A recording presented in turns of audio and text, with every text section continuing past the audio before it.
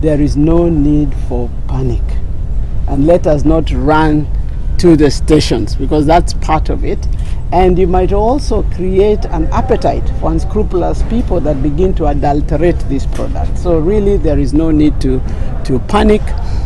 For those that are contemplating or really having perceptions about our oil being more expensive than our neighbors, that is not correct. Absolutely not correct.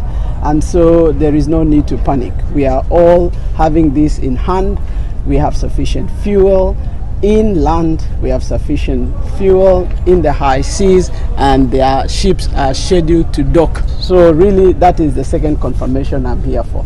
And of course, thirdly, I'm here to join with the people of this great county of Mombasa as part of to thank you for being the gateway to our nation. And I hope that you understand the value of that in servicing the needs of our motherland.